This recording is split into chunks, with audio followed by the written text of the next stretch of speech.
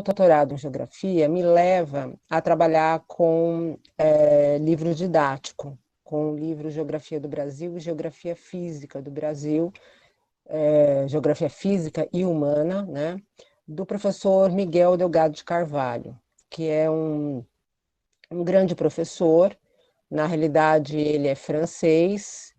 Eu tenho a impressão que ele se naturalizou, já não lembro mais, brasileiro, mas ele era filho de um diplomata, né, que servia ao imperador Pedro II. E o pai dele, que tinha título de nobreza, a mãe também, quando houve a declaração, a proclamação da República, eles se retiraram do Brasil e o pai de Delgado fez um juramento dizendo que se ele tivesse algum filho, que esse filho jamais pisaria no Brasil. E ele, na realidade, alfabetiza o filho, né? O filho, na realidade, é alfabetizado pela avó, acho que materna, não lembro agora, materna ou paterna, e, na realidade ele é alfabetizado em francês e em inglês, né? São as línguas que eram as línguas de domínio de Delgado. E Delgado fez a Universidade de Ciências Sociais na Europa, e no momento de fazer a dissertação, a tese dele, eu vou chamar de tese, eu não sei bem qual era a categoria na época, ele escreve Le Brasil Méridional, o Brasil Meridional, estudando São Paulo, Paraná, Santa Catarina e o Rio Grande do Sul, né? Porque naquela época, na divisão regional, São Paulo pertencia à região sul. Então, ele teve que vir para o Brasil, né? E ao vir para o Brasil,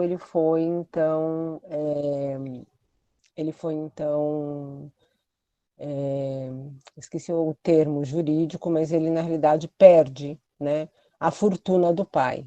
Ele é deserdado, né? Que nas leis francesas se permite, aqui no Brasil não. Ele foi deserdado, ele perde a fortuna do pai, vem para o Brasil, fica aqui no Brasil para fazer esse estudo do Brasil Meridional e conhece a irmã de um grande colega dele, que era geólogo, casa com essa senhora, ela, né, se torna esposa dele, e eles vão para a Europa, porque acaba ocorrendo a Primeira Guerra Mundial, e ele vai servir o exército francês, né? E depois ele fica uma temporada lá, porque ele pertencia à Academia de Ciências da Inglaterra, enfim. Ele é uma pessoa com muitos conhecimentos, um conhecimento tradicional, vinha de uma família extremamente rica, né? Ainda com título de nobreza, enfim. Depois ele retorna ao Brasil e deles são os primeiros mapas, eu acho que da seca do Nordeste, ele faz muitos mapas, né? Sobre o Nordeste brasileiro. E ele efetivamente é um professor, né? Que muitas pessoas têm críticas severas a ele, mas a gente não, justamente por ele pertencer à elite, né? Ao que seria a elite brasileira, mas ele, do ponto de vista metodológico, teórico, ele se alinha, né? Com professores que seriam considerados naquela época progressistas, né, como Fernando de Azevedo, que escreve junto com eles o manifesto, né, dos professores, o Manifesto Paulista, e ele é muito amigo, torna-se muito amigo de Anísio Teixeira, né, quando Anísio Teixeira era o reitor da Universidade do Distrito Federal. Só para a gente lembrar, as duas primeiras universidades a aparecerem no Brasil são da década de 30, durante o governo ditatorial de Getúlio Vargas. Então, a nossa primeira universidade nasce em 1934, que é a Universidade de São Paulo, e a segunda universidade é a Universidade do Distrito Federal, que vai nascer em 1935, né? Para essas universidades nascerem, é, houve uma missão francesa, né? Não havia professores de geografia no Brasil. Quem dava aula de geografia na escola eram pessoas formadas em direito, pessoas formada em sociologia ou alguma coisa nesse sentido, médicos, né? A gente não pode esquecer, por exemplo, de Josué de Castro, que escreveu Geopolítica da Fome, ele era médico, dava aula na universidade, era amigo também do Delgado de Carvalho. Então, vem a equipe francesa, no caso da Universidade Federal da Universidade de São Paulo, a primeira pessoa que pisa em território brasileiro para formar o Departamento de História e de Geografia, e no caso a Geografia da USP, é o Pierre de Fontaine, que fica na USP durante um ano, e depois ele é substituído pelo Pierre Monbeng. E o Pierre de Fontaine vai para o Rio de Janeiro, para a Universidade do Distrito Federal, né?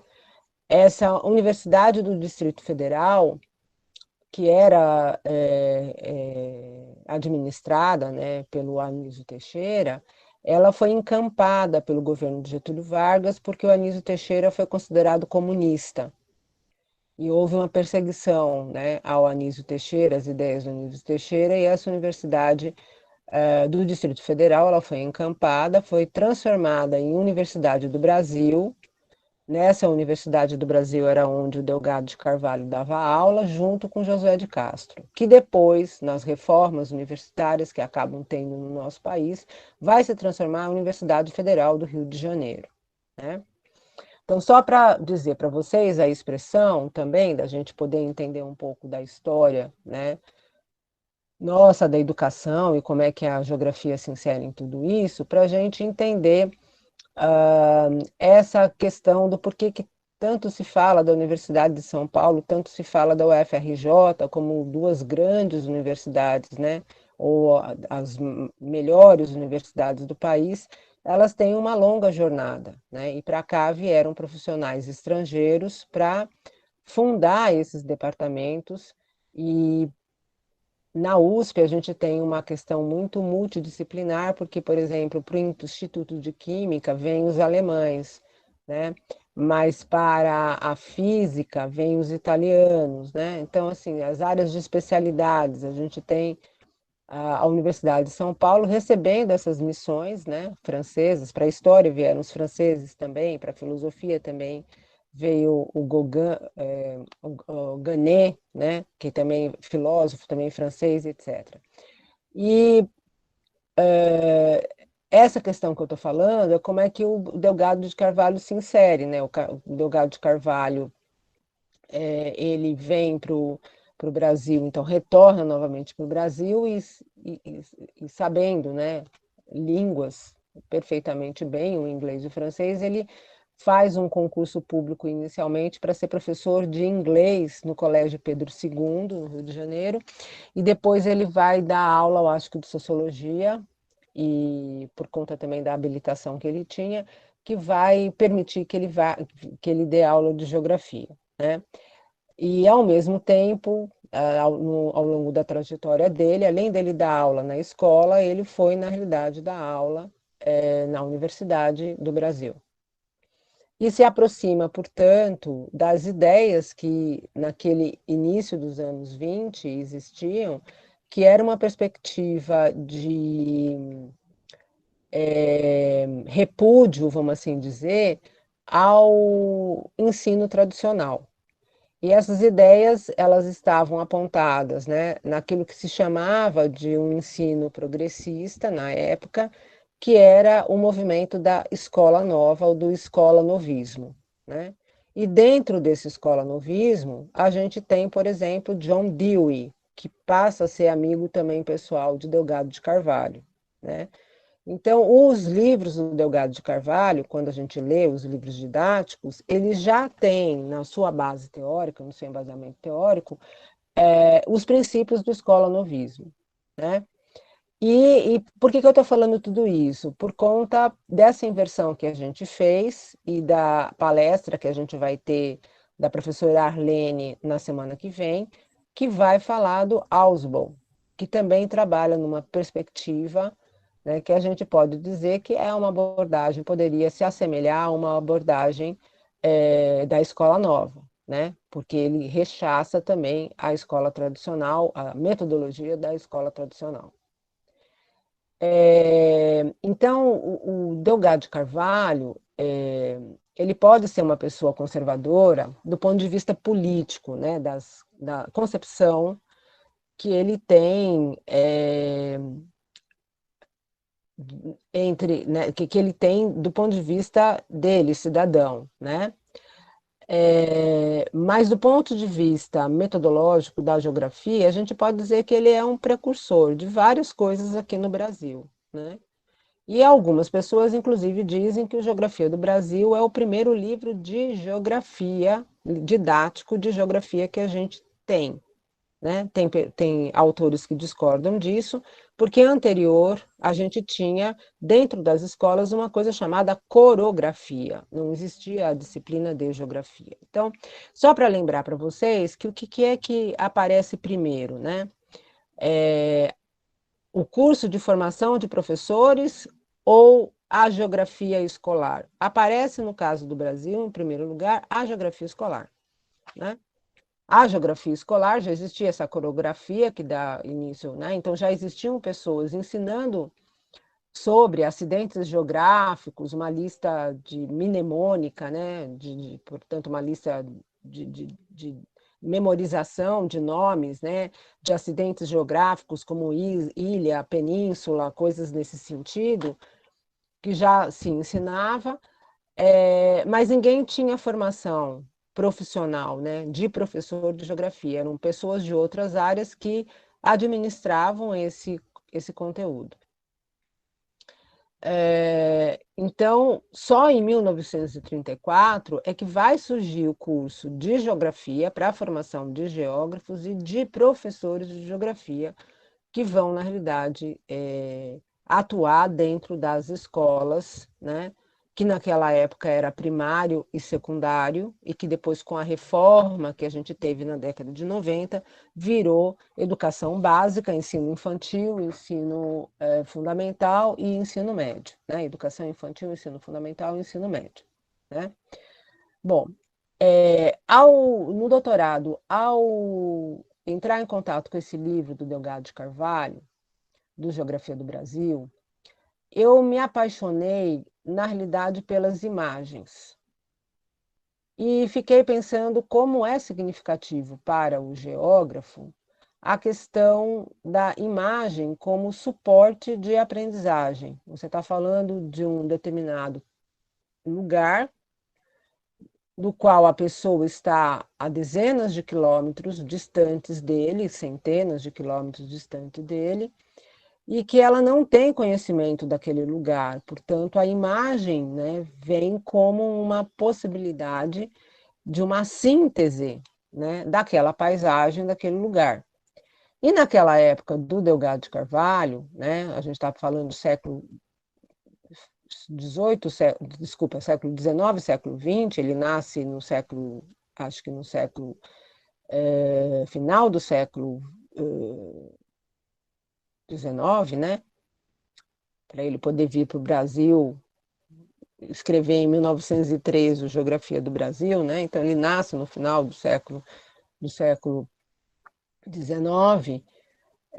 Nós temos aí perspectivas, né, geracionais de educação e geracionais assim diferenciadas. E a gente tinha a questão, né, do surgimento da fotografia, mas antes, né, de tudo, quando se falava na questão da formação geográfica, se falava na habilidade que esses geógrafos tinham de desenhar. Então, o desenho não era uma coisa restrita a artes plásticas, né? A um artista. O desenho era um instrumento utilizado por esse geógrafo para retratar, para descrever, para sintetizar uma paisagem, né? Para poder ressaltar naquele desenho aspectos do relevo, da vegetação, os aspectos visíveis, obviamente, naquela paisagem. E o Delgado de Carvalho, diferentemente do Pierre Monbeng, que dizia categoricamente que não sabia desenhar, detestava desenhar e preferia a fotografia. Então, quando a gente vai estudar a vida do Pierre Monbeng, a gente vê que ele, ao longo da vida dele, de professor de geografia, de geógrafo e professor de geografia, ele colecionou dezenas de imagens, centenas, milhares de imagens, né? Ele tem uma série magnífica sobre a Amazônia. É uma coisa assim muito linda de ver, né? As fotografias que ele fez documentais sobre a Amazônia, mas ele tinha fotografias de vários lugares do Brasil, né? Como ele tinha várias fotografias sobre a África, porque ele também trabalhou na África, trabalhou, né, em outros lugares da Europa, enfim. E o Delgado de Carvalho já tem essa habilidade do desenho. Então, este livro de geografia do Brasil, a primeira edição desse livro, tinha imagens, desenhos muito bem feitos a bico de pena, portanto, preto e branco, óbvio, né? Pensando na questão editorial, uma ilustração em preto e branco, e esses desenhos embaixo, eles tinham a abreviatura DC, que eu, obviamente, interpretei como Delgado de Carvalho, né? Os desenhos eram deles. Então, além dele escrever o livro didático, todas as ilustrações que existiam nesse livro eram de autoria dele. Uma coisa magnífica, né? A habilidade que ele tinha de desenhar, né? E uma percepção geográfica, mas que não deixava também de ser artística, pela questão da estética dele.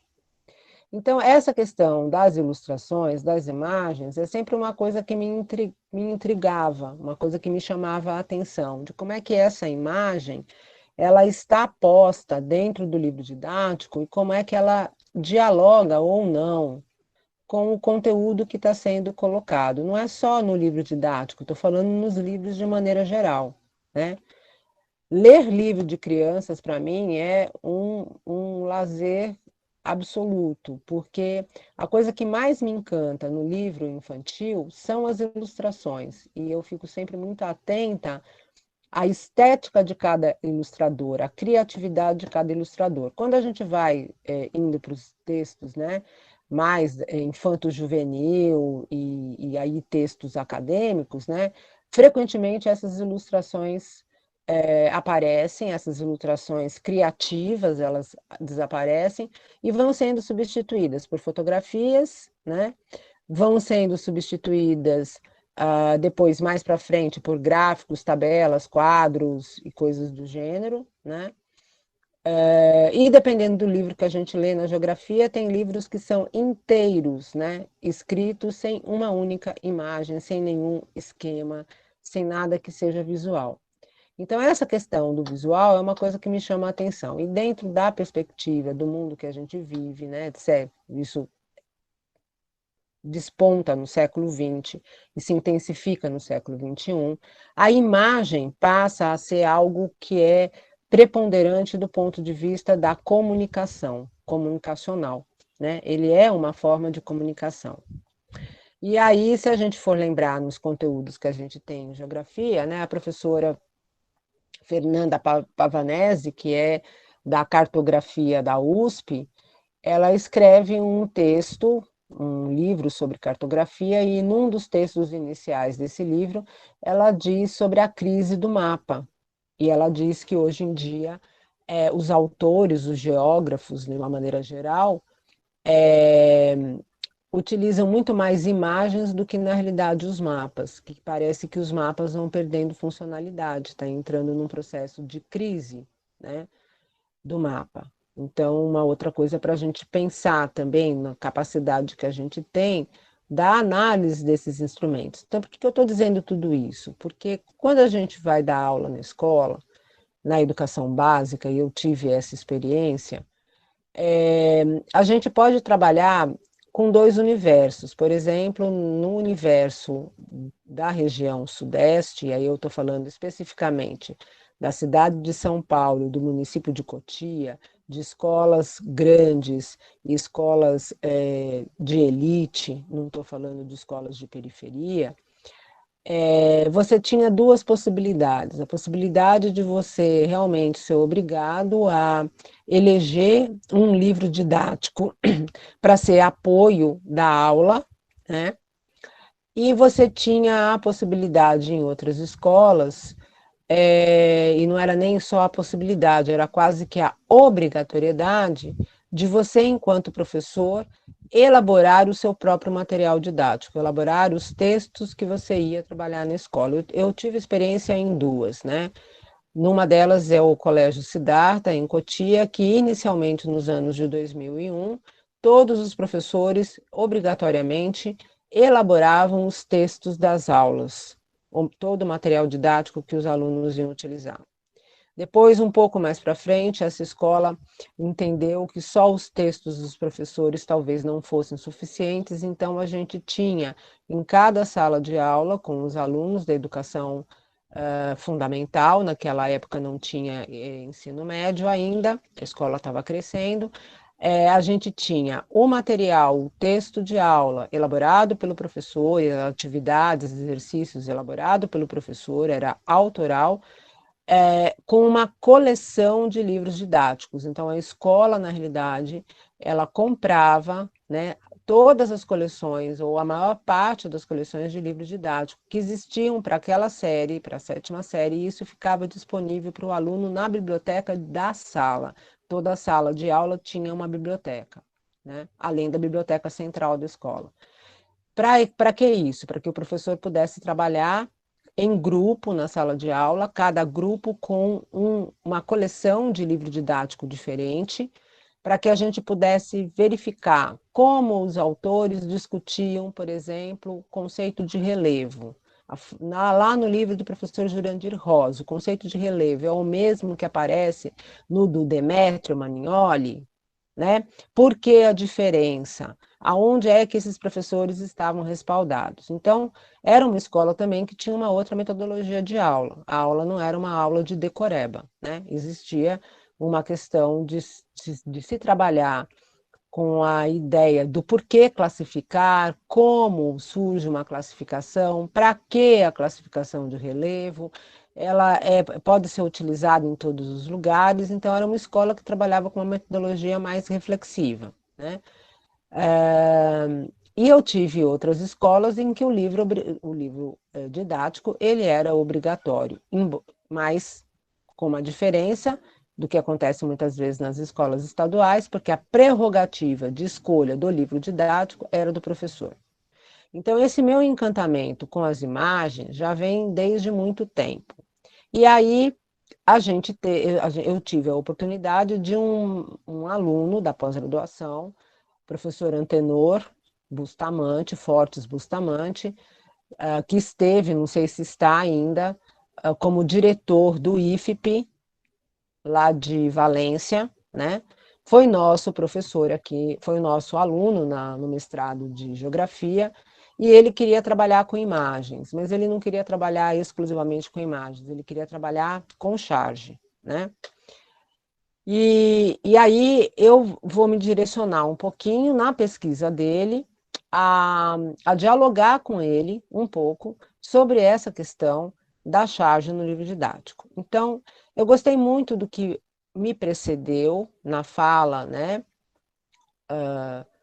precedente à minha, quando aparece lá a questão da unidade didática, de pensar a questão de qual é o objetivo de aprendizagem, qual é aquele objetivo daquela aula, que tipo de estratégias eu vou utilizar na aula, como é que eu vou fazer a avaliação, a escolha do recurso didático, como é que isto vai ser avaliado para eu poder entender se houve ensino e se a aprendizagem se constituiu. Então, por que eu estou dizendo tudo isso? Porque, na realidade, quando a gente está falando de recursos didáticos, a gente não está falando do recurso didático em si. Nós estamos falando de que ele é um recurso que vai ajudar na nossa didática na sala de aula, porque isto vai propiciar uma aprendizagem, né? E por isso a Arlene falando na semana que vem de uma aprendizagem do ponto de vista do Ausubon, que é uma aprendizagem significativa, que tenha sentido e significado para os alunos, certo? Ok? Então, no meus slides, que eu acabei fazendo nesse programinha chamado Canvas, né? É, e aí ele me dá todos esses desenhos já prontos, gente, por isso que eu utilizei um pouco para a gente também perceber que a gente pode mudar um pouco a nossa aula utilizando recursos gráficos, né? Que sejam que estão disponíveis aí na internet. Eu vou diminuir um pouquinho para ele caber na tela, né? Então, aqui eu tenho o nome que eu dei, a charge e a geografia crítica. Eu não vou falar muito da geografia crítica, porque a minha ideia era um pouco dar a contextualização para vocês e o interesse também de vocês estudarem a respeito da charge, né? Aqui a gente tem salões de ilustração, de ilustradores, a gente tem o Salão do Piauí, nós temos muitos chargistas importantes aqui no Piauí, né? E a gente tem essa charge, frequentemente ela aparece, agora não mais, né? Mas frequentemente ela aparecia dentro dos jornais. Por exemplo, no jornal O Estado de São Paulo, no jornal A Folha de São Paulo, a gente teve é, é, durante década, né, durante o século XX, importantes cartunistas, importantes chargistas, né, que desenhavam diariamente para a Folha e para o Estado. E pessoas muito importantes, com tirinhas dos Piratas do Tietê, né? E outras tirinhas que a gente possa imaginar, e inclusive reprodução de tirinhas que nem brasileiras não eram, às vezes eram norte-americanas ou de outros artistas. Então, essa ideia de trabalhar com vocês a charge é uma ideia de sensibilização, não sou eu que darei para vocês todas as respostas, né? A gente pode pensar juntos, coletivamente, como eu disse, se vocês tiverem interesse, a gente estudar juntos, me coloco disponível para isso, mas não sou especialista nisso, né? Eu fui levada à charge por um convite do meu orientando, que chegou para mim com um projeto de charge, né? E eu falei, vamos lá, vamos estudar isso, vamos ver como é que é isso, né? Então, a charge antigamente aparecia nos jornais. E hoje? Bom, hoje as charges elas são veiculadas, né, nos programas de televisão, elas são veiculadas às vezes nos jornais televisivos, elas aparecem diariamente na internet, elas aparecem diariamente, né, nas redes sociais, no Facebook, no Instagram, né, enfim. Então, em primeiro lugar, que eu não falei no início, né, era desejar para vocês um bom ano, um feliz ano, né, de 2021. Espero que a gente consiga lidar com um pouco mais de humanidade e tecnologia. Não sei se essa dupla dá certo, né? Tecnologia e a questão de relações humanas, porque é muito difícil para a gente essa coisa fria, né, de não ter contato, de eu não ver visualmente quem vocês são, de não poder responder a pergunta de vocês na hora que surge, né, porque vocês não podem me interromper, e na sala de aula isso ficaria mais nítido, né, pelas feições que vocês apresentam na sala de aula. Mas, de qualquer forma, é esse desafio que Batira colocou, né? Esse desafio que a gente tem pela frente. Então, é com isso que a gente vai lidar. Então, desejo mesmo um feliz ano, um feliz 2021, com saúde para todos vocês e para todos os seus familiares, que a gente consiga realmente ter vacina, que a gente consiga, né, ter um pouco mais de estabilidade, né, equilíbrio emocional, saúde, né, e também passar de alguma forma por essa crise financeira, por essa crise econômica que é mundial, que não é somente brasileira.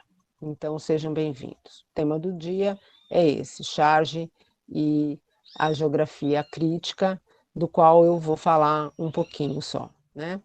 Mas antes de nós começarmos, então eu queria um pouco a gente aquecer, para a gente parar uns minutos, para a gente pensar se a gente sabe diferenciar o que que é uma charge, o que é um cartoon, o que é uma caricatura e o que é, na realidade, uma tirinha, né?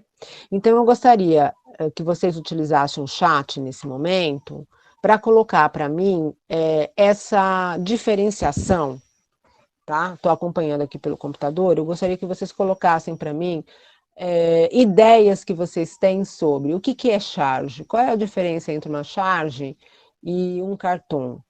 Qual é a diferença, né, do cartoon para tirinha?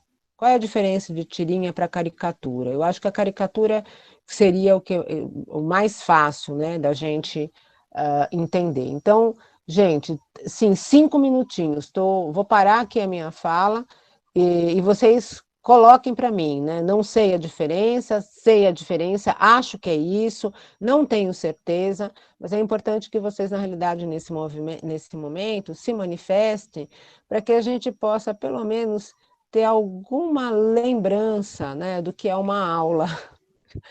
Porque se vocês estivessem presencialmente, eu estaria inquirindo vocês e perguntando, fulano, o que que você acha que é, né? Que esse é o gostoso da aula, interação humana. Então vamos lá, o Lucas já respondeu aqui para mim uma coisa, eu estou esperando mais gente, tá? Que eu gosto de conversar com vocês, e a única possibilidade que eu tenho de conversa é o chat agora, né? O Lucas está dizendo que Charles geralmente passa uma crítica através de um humor que é escrachado. Quem mais tem alguma ideia? Vamos lá, gente, sem medo de ser feliz e não tem erro. Isso é um momento de aula que a gente chamaria de sensibilização, né? É um momento de brainstorming. O que que é o brainstorming? É de a gente rememorar coisas que a gente já ouviu falar, né? Seria aquilo que a gente poderia traduzir como toró de palpites, uma chuva de palpites, e que não tem certo e errado, que é o que a gente chamaria de conhecimento prévio do aluno, que é importante, né? Porque a gente vai falar disso, provavelmente a Arlene vai falar disso na próxima aula. Então, Ramon, obrigada, Ramon, por você também estar participando. Geralmente envolve pessoas ou determinadas figuras, né? Eu estou entendendo o Ramon querer dizer como pessoas ou figuras, pessoas importantes, pessoas que têm destaque na mídia, que a gente vai reconhecer, ok? Muito obrigada. Ah, a Erika está dizendo, eu vou descobrir agora, né? Então ela não tem muita ideia. Quem mais? Para a gente poder, né? Não esqueçam que a gente tem cartoon, a gente tem tirinha, a gente tem caricatura. Então, gostaria que vocês colocassem algum tipo de definição ou algum tipo de conhecimento que vocês têm a respeito, né? Para compartilhar aí com as pessoas. Não é só comigo, né? Mas a gente está em sala de aula, a gente está numa comunidade remota, né? E a gente, de alguma forma, tem que socializar não só comigo, socializar com os companheiros, com os colegas aí de curso. Quem mais? Gente, não é possível, vocês nunca ouviram falar de caricatura? Quem dá uma definição para mim de caricatura? Vocês são muito tímidos. Acho que eu vou ficar no vácuo, né? Não sei. Quem mais se habilita a colocar? É importante que a gente possa fazer essa diferenciação e começando com os conceitos, os conhecimentos prévios que vocês têm, aquilo que vocês sabem, né? O que é. Ah, Ramon, cartoon eu penso que seja uma crítica a questões sociais. Frequentemente é, né? Você está certo no que você está falando. A charge tem o objetivo de ilustrar acontecimentos atuais de forma satírica. Perfeito, né? Então dá tempo também até de vocês buscarem na internet, né? Tem definições, né? Pelo que eu lembro, a charge serve para ser uma história cômica, mas sem relação com a realidade. A caricatura já é um desenho feito de uma forma exagerada para estimular o humor. É um desenho exagerado de alguma característica predominante, né? Daquela pessoa que eu estou fazendo a caricatura ou daquele evento ou fato que eu estou caricaturando, né? E tirinha, ficou faltando tirinha.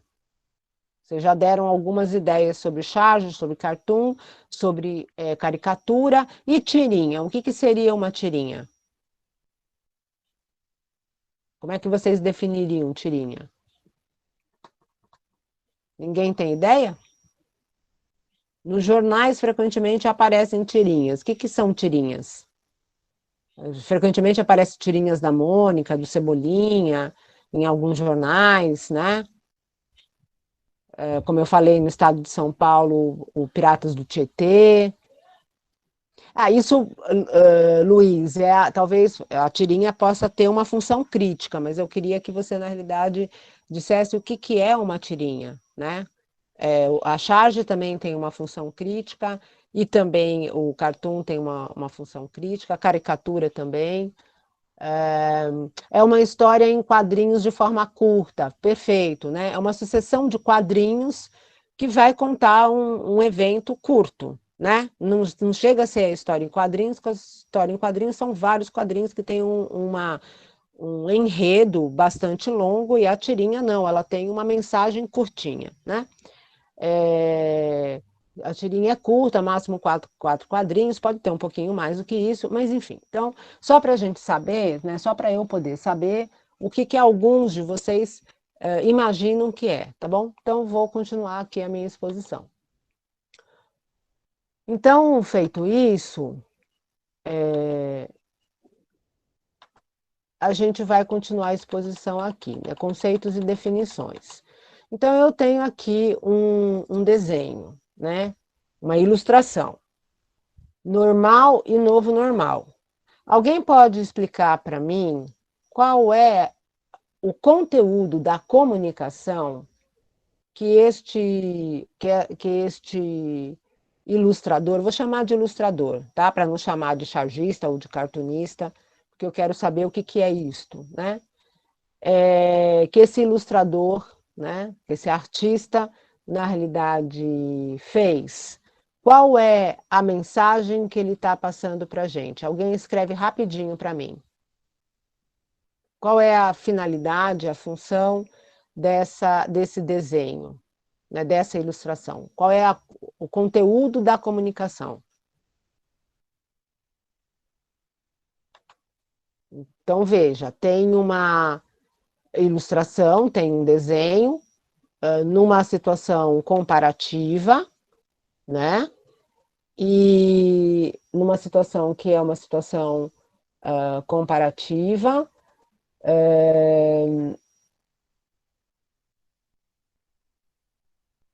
aqui o Ítalo está colocando para mim que estaria relacionado com o distanciamento social, né? Devido ao Covid. É a interpretação dele, né? E a Gleiciana está colocando para mim que ela é uma charge. Eu não vou responder o que é, tá? É para vocês pensarem. Então, tirinha, eu acho que a gente pode eliminar, não seria. Caricatura, a gente sabe que não seria. Ficamos aqui na dúvida entre ser uma charge ou ser um cartoon, né? E tá escrito cartoon errado, tá, gente? É cartoon com o M, tá? Cartoon que eu escrevi está em inglês, né? O Cartoon Network. Tá.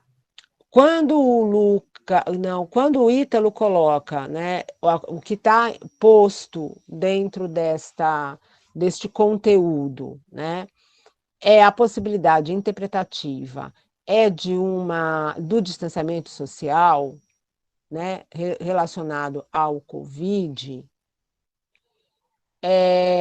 Como é que o Ítalo interpretou isso?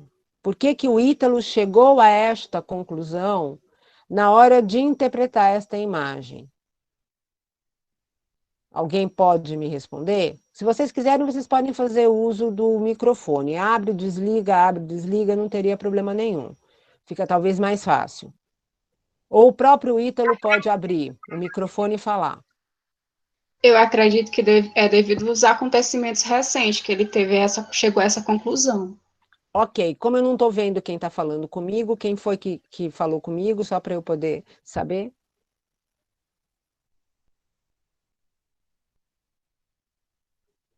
Ah, Valdiana que falou. Ok, Valdiana, então você está correta. Existe um contexto social no qual nós estamos inseridos, que é o contexto do Covid e de informações que apareceram na mídia televisiva, na mídia escrita, nas redes sociais, que mostram que estão falando do nosso cotidiano, está falando do nosso contexto de vida. E foi esse meu contexto de vida que me permite, na realidade, fazer a interpretação. Então, isso significa que, se eu pegar essa ilustração e apresentar esta ilustração para alunos do ano de 2050, será que eles terão condições de fazer esta interpretação? O que vocês acham? Alguém pode falar para mim? O que vocês pensam? Se eu pegar essa ilustração, eu consigo, lá no ano de 2050, pegar essa ilustração, levar para a sala de aula e pedir para o aluno, na realidade, né, me dizer o que está sendo comunicado. Vocês acham que a interpretação desse aluno hipotético no ano de 2050 será igual? Sim ou não? Provavelmente não, Ítalo. Provavelmente não, porque inclusive o que a Antônia falou aí no chat, a palavra um novo normal dá uma boa dica, né? Mas esse novo normal e esse normal também é um contexto de vida nossa atual, do nosso cotidiano.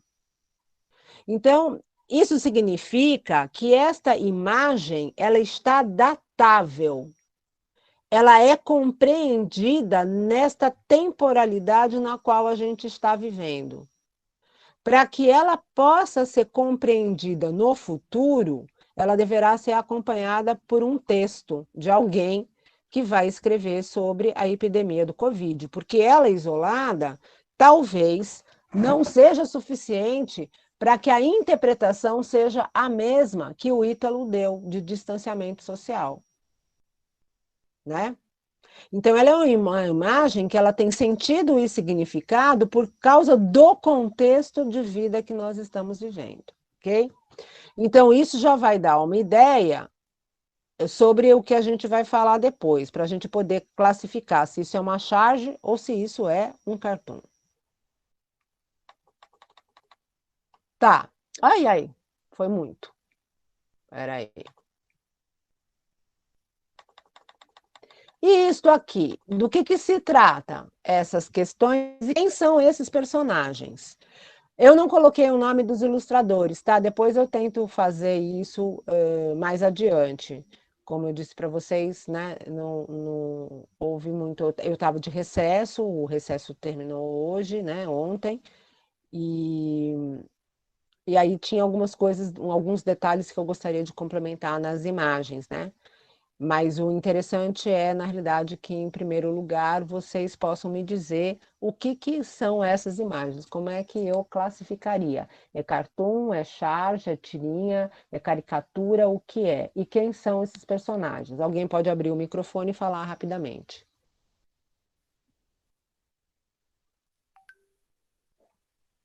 Caricatura, Rabesh, muito bem. E, Rabesh, você gostaria de dizer para mim quem são esses personagens que estão sendo, na realidade, caricaturados? Você consegue perceber quem são? Quem ajuda a Rabesh?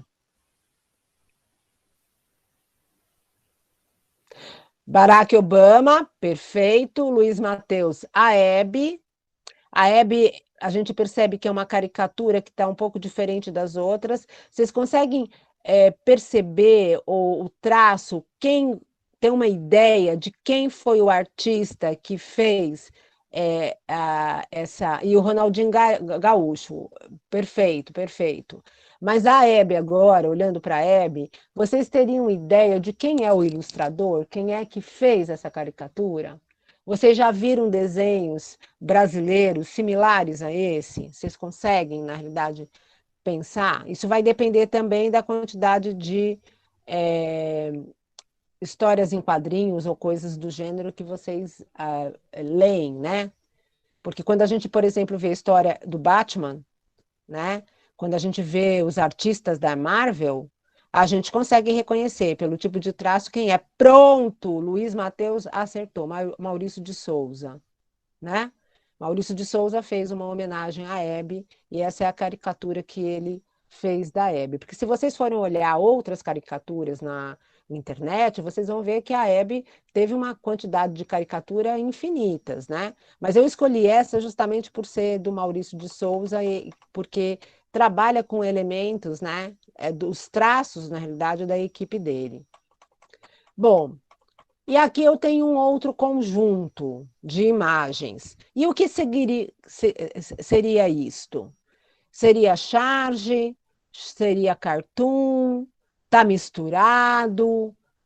Né? O que seria isso aqui? E o que cada uma delas está querendo dizer? Bom, a primeira a gente já sabe quem é o artista, é o Ziraldo, né? É...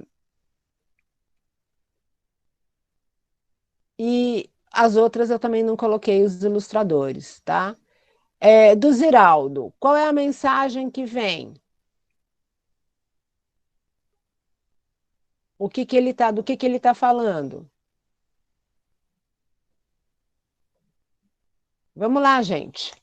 Senão a gente não vai chegar nos últimos slides, eu acho que são 30. Professora, eu acho que no primeiro ele está falando sobre alguma referência dos Estados Unidos em Perfeito, relação a ele ser uma hegemonia mundial, tipo, né, como perfeito. ele manda em tudo, mas não olhem para o que eu faço, né, que são as atrocidades que os Estados Unidos fazem, as sanções políticas e econômicas. Perfeito a sua questão, né? Tem um conteúdo crítico, extremamente crítico.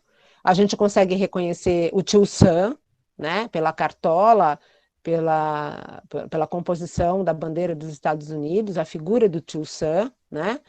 E é exatamente isso que você falou. É um país que tem um discurso de democracia, é um país que tem um discurso dos direitos humanos, né?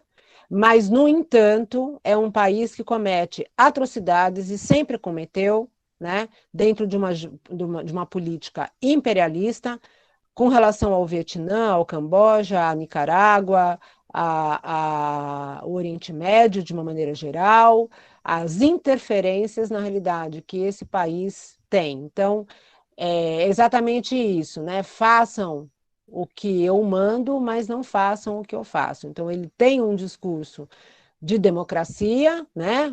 Temos que ser democrático, etc., mas na realidade não existe democracia, né? Na medida, ou direitos humanos, na medida em que você, na realidade, invade um outro país e mata civis, crianças, velhos, né? Idosos, melhor dizendo, pessoas com idade. O termo velho é muito pejorativo, muito ruim. Idosos, né? Enfim, ok. Segunda imagem. Quem é que é, retira para mim o conteúdo de comunicação dessa imagem?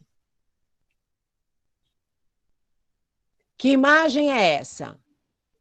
Quem fez?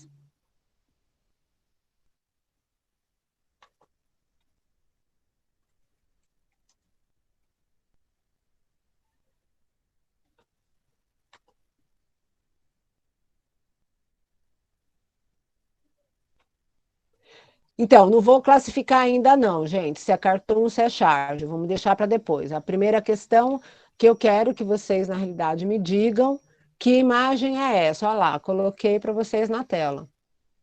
Quem desenhou essa imagem? A imagem original. Olha lá, o homem vitruviano ou vesuniano, pode ser também, né? Mas é mais conhecido como vitruniano. Deixa eu tirar aqui. E ele foi feito por quem? Por um artista, o Leonardo da Vinci. Né? É um famoso desenho que acompanhava as notas feitas pelo Polimata por volta do ano de 1490, num dos seus diários, e é baseado na obra do arquiteto romano Vitrúvio. Então, veja, para eu poder interpretar a imagem, eu tenho que ter um contexto cultural, um conhecimento cultural mais amplo. E aí, essa é a importância, por exemplo, quando a gente trabalha com charge dentro da escola, de ser um trabalho interdisciplinar. Porque a geografia não dá conta de trabalhar com história da arte, né? A história da arte é a professora de artes plásticas que dá. E a questão das artes plásticas dentro da escola é importantíssima, embora a gente relegue as artes plásticas dentro da escola a fazer recorte e cola, muitas vezes, né? Quando, na realidade, as artes plásticas, elas nos permitem lidar com essa questão da criatividade, né? De elaborar questões criativas, também de interpretar, né, as obras de arte, interpretar o que o artista está querendo dizer. Então, essa imagem, ela é uma imagem por composição. Por que ela é uma imagem por composição? Quais são os dois componentes, dois elementos que tem nessa imagem? Alguém pode me dizer? Eu vou falar o primeiro, né? Vitrúvio, o homem vitruviano, do Leonardo da Vinci, é o primeiro elemento. Tá. E qual é o segundo elemento que tem na imagem? Quem fala para mim? É uma composição, uma imagem por composição. Qual é? É o corona. O corona. Então, olha que coisa legal, né? Esse artista, a sacada que esse artista teve. Ele faz uma composição entre o desenho do corona e entre o homem vitruviano do Leonardo da Vinci. Tá bom. Então, eu decompus a imagem, né? Decompor é separar. Fiz a decomposição entre as duas imagens. E agora eu vou fazer a síntese. A síntese quem vai fazer são vocês. E qual é a mensagem que ele está querendo mandar com isso? O que ele está querendo dizer com isso? Como é que vocês interpretariam essa imagem? O homem vitruviano dentro do corona. Professor, eu acho que o homem, ele não faz mais parte como uma, tipo assim, um mandante do universo, né? Planeta Terra, ele está sendo agora ameaçado pelo corona. É por isso que ele está aí dentro aí, o corona está mandando. Tipo, Então, essa uma interpretação plausível, uma interpretação boa, boa e plausível, né? E é essa sensação que a gente tem. E aí a mesma pergunta que eu vou fazer. Essa imagem, ela seria facilmente interpretada por um aluno do ano de 2050? Seria? Não, né? Não seria facilmente interpretada. Ela precisaria de elementos para poder saber o que é isso. A gente interpreta facilmente, e a interpretação que foi dada não é a única, mas é uma interpretação plausível. Mas a gente tem mais facilidade de fazer a interpretação, de tirar algumas interpretações, né?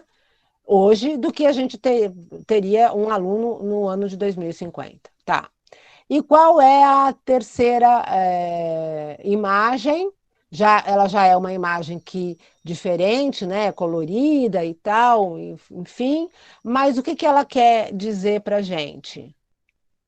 Corona mandando no mundo, né? É uma possibilidade, né? E o que está acontecendo? Quem é que está segurando esse corona? Quem está segurando o corona nessa Os ilustração? profissionais da saúde, professora. Os profissionais da saúde estão segurando o corona, né? E a nossa gratidão a esses médicos, a esses enfermeiros, ao pessoal da limpeza, que está trabalhando há quase um ano para salvar vida. E são eles que estão segurando, porque a população está nem aí para o vírus, as festas estão rolando solta, as pessoas estão viajando pelo Nordeste, trazendo vírus para a gente, intensificando o vírus para a gente. Ninguém está nem aí. Está todo mundo querendo ir para o shopping, ir para a choperia e etc. Né? Enquanto os médicos, os profissionais da saúde estão tentando segurar a onda dentro do hospital, fazendo plantão, né? frequentemente para segurar a situação. E o que acontece no cantinho, né, à direita da imagem? O que a gente vê?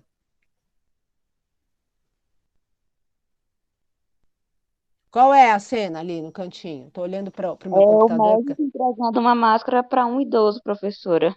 É um médico mandando né, entregando uma máquina para o idoso. E o idoso está nessa cena em que atitude?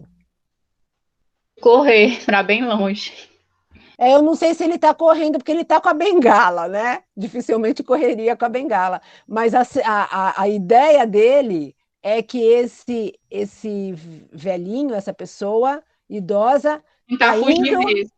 está se afastando, fugindo disso. Eu diria para vocês, vou fazer uma outra analogia, indo embora. E indo embora nos dois sentidos. Indo embora no sentido de tentar se afastar do vírus, mas ir embora porque morre. Né? Então, veja, eu consigo fazer vários níveis interpretativos nessa imagem, porque eu estou lidando com contextos que são contextos da minha vida, do nível de informação que eu tenho, de leitura, né? Samuel, ele está entregando uma máscara, sim, mas eu estou dizendo que nem sempre a máscara, ela na realidade é 100% segura, né? Porque a pessoa que usa a máscara, ela não está livre do vírus. Vamos supor, uma pessoa idosa que está em plena saúde, usa a máscara, mas chega na casa dele uma pessoa que está assintomática com o vírus, sem máscara, essa pessoa idosa será infectada. É isso que os médicos têm colocado para a gente. A segurança da máscara é se todos usarem. Se a pessoa que está assintomática, portanto infectada e assintomática, não usar a máscara, a pessoa que está usando a máscara não está com 99% de chance de estar segura. Essa chance cai, essa segurança cai, sei lá, para 40%. Os médicos estavam dizendo isso, é isso que as pessoas não estão compreendendo. O uso da máscara é para todo mundo, especial. Por que para todo mundo? Porque a gente não está tendo testagem no Brasil. Então a gente não sabe quem é assintomático. Por exemplo, na casa da minha irmã, que é médica, o marido dela é anestesista, pegou o coronavírus, né? O filho dela, mais novo, pegou corona. E ela é médica pediatra, trabalha em um hospital na periferia, foi fazer o teste. O teste do marido e do filho deu corona, ficaram isolados. O teste dela não deu corona, tá? O teste, enfim. Depois de uns meses, acho que de 2 meses, ela, como médica, teve que repetir. E fez aquele teste do PCR, que é o teste que diz se você tem imunidade, se imunizou, etc, etc. Esse segundo teste que ela fez, que é mais preciso, disse que ela teve contato com a doença. Então, o que significa isso? Que ela estava assintomática, que ela também teve a doença, mas no caso dela não desenvolveu a doença e ela foi assintomática. Então, se ela é uma pessoa displicente que não usa a máscara, ela estaria passando vírus para todos os pacientes que ela atendeu. Então, o que eu estou querendo dizer é que as interpretações também das ilustrações, elas não são uma interpretação única. Nós estamos falando de uma obra de arte, tem uma intencionalidade, mas o nível interpretativo depende também de cada pessoa, da quantidade de informações que essa pessoa tem, né? A importância da máscara para tentar salvar a vida de uma pessoa idosa, né? Mas mesmo assim, pessoas que utilizaram máscara, né, que utilizam máscara, né, também são capazes de desenvolver a doença se a pessoa que está doente não estiver utilizando. Por exemplo, aqui na minha casa, meu marido teve coronavírus, né? Agora em novembro. Foi uma situação bem tensa aqui em casa. Então, as pessoas que estavam com ele ficou em isolamento total. Comidinha sendo passada por debaixo da porta, né? Brincando. Mas era mais ou menos isso. Deixava o prato de comida e ele pegava. Ele deixava o prato de comida e eu pegava. Não tinha contato nenhum. O menos contato possível, né? Limpeza do quarto, ele que fazia, etc, etc. Tá. Qual foi a recomendação médica? Eu e as minhas filhas usávamos máscara 24 horas por dia. Pensa, né? O uso da máscara aqui. Por quê? Porque ele estava no momento de transmissão. E ele também era obrigado a usar a máscara se por um acaso ele abrisse a porta e tivesse que conversar com a gente, alguma coisa, a gente tinha que estar de máscara e ele tinha que estar de máscara. No quarto ele podia ficar sem máscara. Mas janelas abertas e tal, tal, tal, tal. Então, eu estou contando coisas muito pessoais para a gente poder entender, né, que é o nível de informação que a gente tem, de vivência também, de pessoas que passaram por essa doença e tudo mais, que vai fazer a gente poder interpretar ou não, né, dar um colorido a mais na nossa interpretação. Então, vamos para a próxima. Aqui eu tenho uma outra imagem, a vovozinha está lá no sofá com os filhos, com os netos, desculpa. Obrigada pela visita, meus netinhos. Eu fico muito feliz. Quem faz a interpretação dessa? Do que está se falando nessa ilustração? O distanciamento que as tecnologias possibilitaram, então, a sociedade mais nova, as crianças geralmente ficam muito mais tempo no celular e dão muito mais importância à tecnologia do que aos aspectos humanos, como a relação com a avó. Então, isso é uma desgraça, né, eu diria, porque a gente perde exatamente isso, o contato humano. E isso não é só as crianças, nós também. A gente está se viciando no celular. E eu, por exemplo, durante esses dias de recesso, eu fiz questão de não ficar com meu celular, né? Foram raríssimas as vezes que eu peguei meu celular para verificar alguma mensagem. E eu só verificava, por exemplo, do grupo de família, porque a gente estava muito distante, ou de coisas que importante, né? Relacionado a questões mais pessoais. Questões de trabalho, deixei longe, porque eu estava no meu momento de recesso. Porque senão a gente não dá conta de aguentar o baque de um semestre que está terminando e de mais um semestre que vai se iniciar. Mas a gente perde o contato, né? Isso que foi falado, muito importante. A gente está perdendo o contato humano. A gente está aprendendo a falar com os outros por WhatsApp, em vez de falar pessoalmente. Às vezes acontece isso, né, no nosso universo do dia a dia.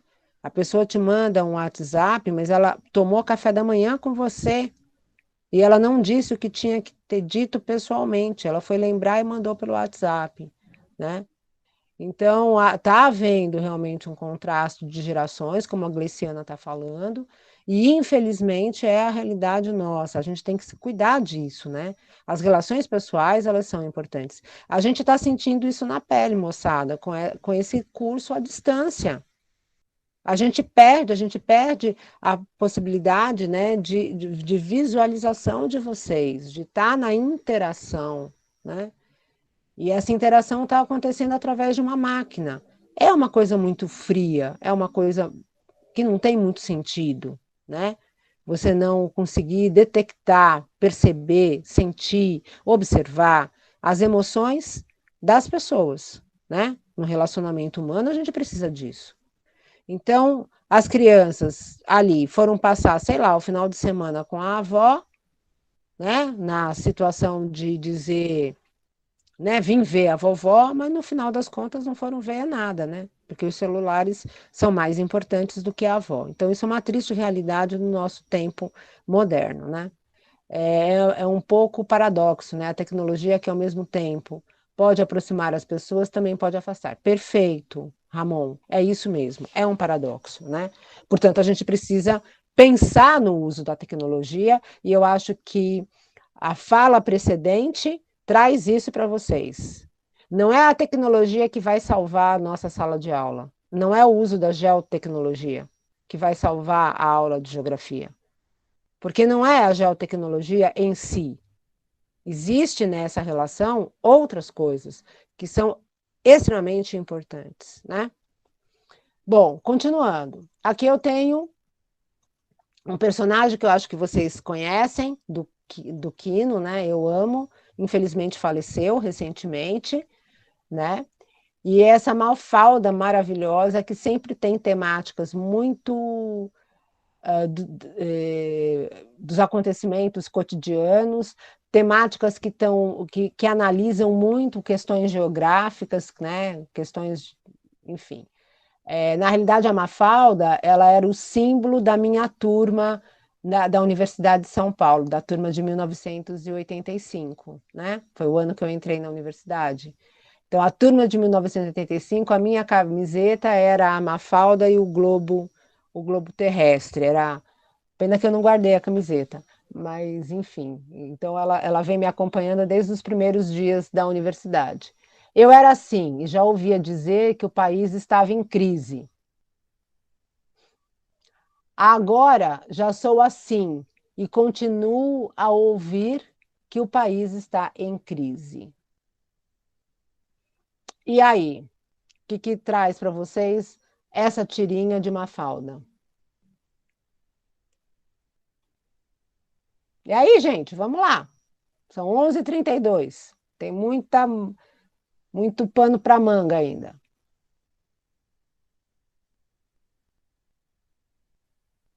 Quem se arrisca? Lembre que o Quino, ele é, na realidade, um ilustrador argentino. Ele não escreveu isso para o Brasil, né? Mas o que a gente poderia pensar na hora de interpretar essa questão? Nós, com os conhecimentos que a gente tem, especialmente de geógrafo. Quem é geógrafo, né? Porque eu acho que deve ter alunos de outros lugares. Quem se arrisca? Professora, eu me arrisco, mas não sei Vamos se lá, não tem problema. o criador da Mafalda, ele até faleceu recentemente, mas ele é Isso, argentino. Eu esqueci o isso. nome dele. E aí ele tá Quino, falando da crise que... Quino, Quino? Quino. Quino, sim. Ele tá falando das crises que a Argentina passa, né? Que lá, assim, acredito que nunca teve um momento de paz, né? De bem-estar social em que as pessoas não fossem alertadas que o país está tendo crise. Aí ela tá falando que tinha crise quando ela era pequena, tinha crise quando ela era grande. Acho Então que vamos até lá. pode Vou se continuar. aplicar aqui no Brasil também. Se aplica ao Brasil, eu vou continuar dialogando então com você. Qual é o sistema econômico que perdura dentro da Argentina? Qual é o. O sistema econômico Qual é? lá tem crise porque sempre fica nessa transição, capitalismo, socialismo. Hoje é um governo socialista, né? Então, peraí, uma coisa é o Da governo. esquerda. Não, uma Sempre. coisa é governo, outra coisa é sistema econômico. Eu não estou Então, perguntando acredito que é o dessa capitalismo. alternância, é capitalismo. Qual é o sistema econômico do Brasil? Capitalismo. Qual é o sistema econômico dos Estados Unidos? Capitalismo. Tá. E a gente está numa fase do sistema capitalismo que a gente reconhece como uma fase da globalização, certo? Certo. Quando a gente fala de uma globalização, alguns autores falam de que a gente transformou o mundo numa aldeia global, o que significa que está todo mundo interconectado. Qual é a questão negativa da gente estar interconectado? Como é, Que a você... gente, a gente tá, quando a gente está conectado, por exemplo, acho que pode surgir muitas vulnerabilidades, né, professora? Perfeito, Né? perfeito. Uma das vulnerabilidades da gente estar globalizado é o coronavírus. Se a gente não tivesse transporte transnacional, Se nós não tivéssemos essa situação de voos, né, de uma aviação competente que leva pessoas de um hemisfério para o outro, muito provavelmente esse vírus ficaria na China, porque a velocidade de dispersão dele seria uma velocidade lenta, né? Se a gente tivesse no momento dos carros de boi, se a gente tivesse no momento da carruagem, muito provavelmente esse vírus demoraria muito tempo para chegar até o Brasil. Mas uma vez que a gente está interconectado, e isso passa por um sistema que é um sistema de transporte transnacional, isto trouxe para a gente uma vulnerabilidade grande, né? E essa vulnerabilidade ela está também associada a uma situação de crise econômica. Se os Estados Unidos está em crise, muito provavelmente essa crise será mundial. A crise que abalou os Estados Unidos em 2008, ela se refletiu no Brasil durante o governo da Dilma Rousseff. O Brasil não foi, na realidade, atropelado em 2008 no governo do Lula, do presidente Lula. A crise de 2008, ela teve reflexo no Brasil só lá em 2013 e 2014. Ela demorou algum tempo para chegar aqui, a crise imobiliária do setor norte-americano, né? No entanto, a questão do coronavírus, que traz para a gente uma crise, ela traz uma crise mundial. Todos os países no mundo estão sofrendo com desemprego, estão sofrendo com problemas de diminuição, né, no crescimento econômico, né? Abalou o crescimento econômico desses países, etc., né? Então, isso é uma coisa interessante que foi que você falou.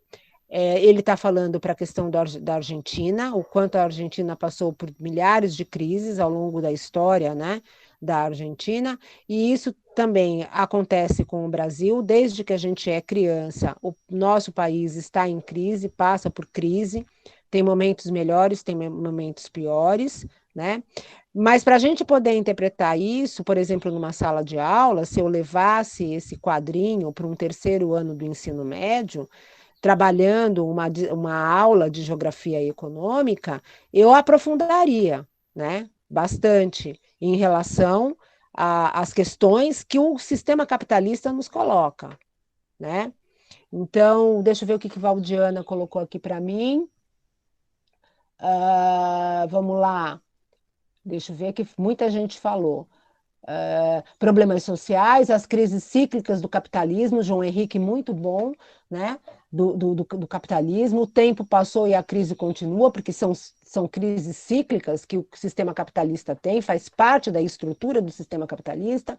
Num contexto geral, crise na educação, na saúde, crise sanitária, crise econômica, em vários aspectos, né? O capitalismo só se mantém com a exploração, logo crises sempre vão existir, porém cria-se uma ideologia de que um dia vamos sair da crise. Penso assim, muito bom também, Samuel, a sua interpretação, gostei. Efetivamente, vocês fizeram eu ganhar o dia. Eu entrei tão amuadinha na aula, e obrigada, tá, gente, por vocês estarem dialogando comigo, já estou saindo daqui feliz, já sou uma outra Andréia. Aqui nós temos uma outra, né? Também adoro esse ilustrador, também uma tirinha. Não, mãe, não me ponha para dormir. Eu disse ao Haroldo para estraçalhar, o Haroldo é o tigrinho dele, né? Eu disse para o Haroldo para estrangular qualquer um que me leve para a cama antes das 9 horas da noite. Aí a mãe diz para ele, seu tigre de pelúcia está na máquina de lavar. E aí ele disse, bela hora para tomar banho. Ora, só porque você nunca toma banho, né? Então, esse também é uma gracinha, né? A mensagem que ele está trazendo para a gente, uma coisa bastante leve, né? Já que a gente falou de tanta coisa, de tanta fatos que são reais, né? E aí eu trouxe para vocês fora de ordem, seria na realidade para a gente ligar, né? Coloquei só em cores diferentes, mas não está na ordem. A ordem cartoon, tirinha, caricatura, charge não está na ordem. Aí vem a classificação. Realiza uma sátira ou crítica sarcástica de acontecimentos atuais, geralmente na esfera política. É uma representação exagerada de características ou hábitos de pessoa. Uma sequência de quadrinhos que geralmente fazem uma crítica aos valores sociais. E pode utilizar, desculpa, ficou duas vezes, pode utilizar caricatura com a intenção, contudo, a intenção é fazer graça com a situação atual. Então, vamos lá. O que é uma tirinha? Que é o mais fácil. Quem fala aí? Vamos lá, gente, rápido, ó, já são É uma 11h41. sequência de É uma quadrinhos. sequência de quadrinhos que geralmente fazem uma crítica aos valores sociais. Tá, não temos dúvida, certo? O que é uma caricatura? O que é uma caricatura? É uma representação exagerada de características ou hábitos de uma pessoa. Perfeito. Então a gente conseguiu definir e entender. Ok. Agora, o que é charge e o que é cartoon? Realiza uma sátira ou crítica sarcástica dos acontecimentos atuais e que podem estar geralmente associados à esfera política. Isso é cartoon ou charge? Cartoon. Não, é charge. Então, todos aqueles desenhos que a gente viu, que o contexto é o contexto atual, que a gente precisa dos acontecimentos atuais para a gente poder interpretar, é charge. O cartoon, ele tem uma intenção também de fazer graça, também de trabalhar com ironia, né? Não, saiu errado aqui, desculpa, gente, é por isso que vocês se atrapalharam, saiu errado aqui. Não é de uma situação atual, é de uma situação geral. Está errado aqui, o atual não corresponde, por isso que você ficou em dúvida, desculpa, perdão. Pode utilizar caricatura com a intenção, contudo a intenção é fazer graça com uma situação geral. O que significa dizer, está errado aqui, vou falar de novo, é geral em vez de atual. O que significa dizer que o cartoon ele é mais atemporal. Eu consigo, na realidade, falar de problemas sociais de uma maneira geral, tá? Não é da atualidade. A charge está mais ligada com a atualidade. E o cartoon, ele está falando de problemas que são gerais, que se generalizam e que, portanto, são atemporais. Em qualquer momento eu consigo interpretar aquilo, tá bom? Isso, perfeito, Ramon. O cartoon é atemporal, tá? Por isso que saiu errado aqui. Depois eu corrijo e mando para vocês. Então, cartoon e charge são gêneros textuais. Podemos chamar de gêneros textuais. Eles são utilizados na aula de língua portuguesa, de expressão e comunicação, né? Mas eles podem ser utilizados, obviamente, na aula de geografia. E ele é considerado um gênero textual porque o que dá base ao cartoon e à charge é uma coisa chamada humor, né? Então, pessoas que não têm muita possibilidade de trabalhar com humor teriam mais dificuldades para entender também a charge. E a gente entende isso quando a gente percebe a charge do Hebdo, né? Se eu não estiver enganada, do jornal, enfim, francês, que houve um atentado e que esse atentado foi atribuído a um grupo islâmico, porque, na realidade, esse jornal, né, tinha feito uma charge de contexto político-religioso e que a comunidade islâmica, uma parte da comunidade islâmica, um grupo específico da comunidade islâmica, se revoltou com aquilo, né? Toda a charge, todo cartoon, ele tem por trás uma questão sarcástica, irônica, de humor. Então, para a gente poder entender o que está sendo dito, a gente tem que lidar com essa questão do humor, né? Então, o que, que é humor? Então, eu trouxe Milor Fernandes, que é um dos caras que, né, brasileiro, trouxe duas. Tem definição do Freud, também tinha algumas definições, e isso é de um texto de uma professora de língua portuguesa que trabalha a charge dentro da perspectiva interdisciplinar. E para o Ziraldo, o humor é uma forma criativa de analisar criticamente e descobrir e revelar o homem e a vida. Né? O Ziraldo, justamente aquele que utilizou o tio Sam. Então, ele acha que o humor é isso, é uma forma criativa da gente falar dos nossos contextos de vida e a gente poder analisar, né, essa relação do homem com a vida nesse planeta. Para o Milor Fernandes, o humor compreende também o mau humor. Né? O mau humor é que não compreende nada. Então, pessoas mal-humoradas, elas não conseguem, na concepção do Milor Fernandes, elas não conseguem ter capacidade para interpretar o humor. Elas são mal-humoradas. Elas não se colocam diante da vida numa situação de entender o sarcasmo, a ironia, né? A brincadeira que está sendo feita com aquele assunto. Bom, charge e cartoon tem alguns elementos que os conectam. A questão do humor, de fazer humor, a questão visual e a questão opinativa, de opinião. Né? Sempre tem alguma mensagem e uma opinião que é dada pelo ilustrador, pelo chargista ou pelo cartunista. Ele emite uma opinião. Ele não é neutro quando ele faz o seu desenho. Ele tem uma opinião sobre o assunto e ele ilustra essa opinião desenhando, né? Executando a charge.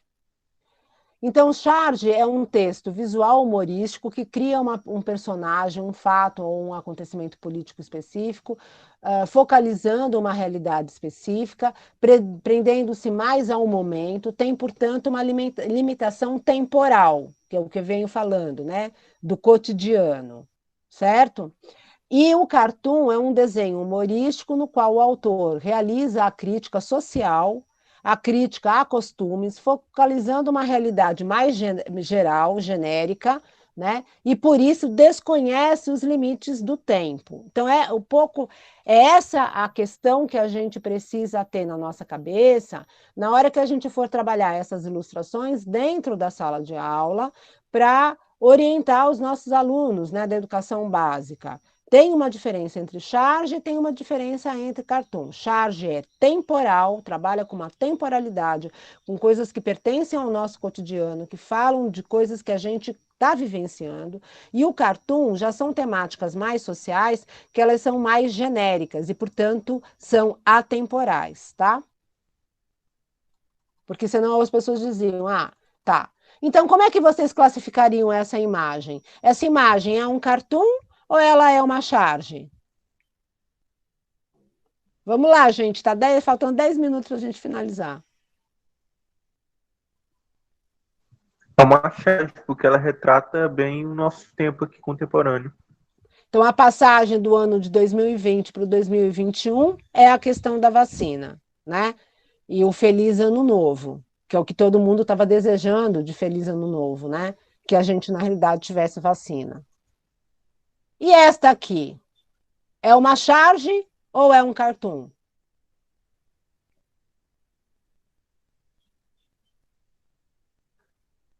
E aí, como é que eu colocaria essa aqui?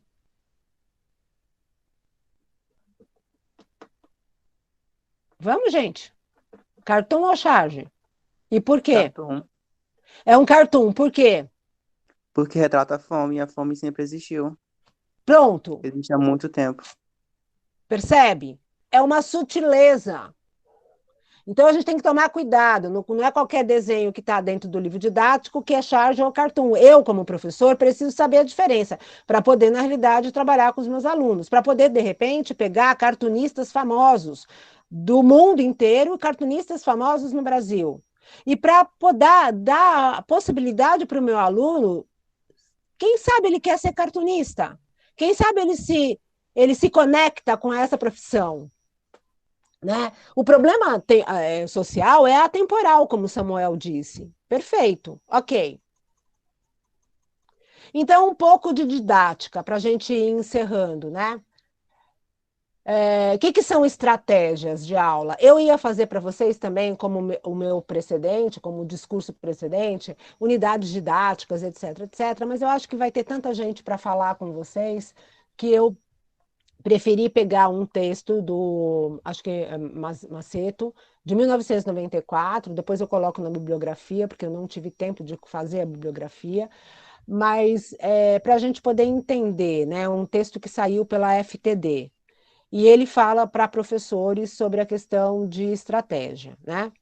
Então, estratégia, o que são estratégias didáticas, né? São os meios utilizados para facilitar a aprendizagem.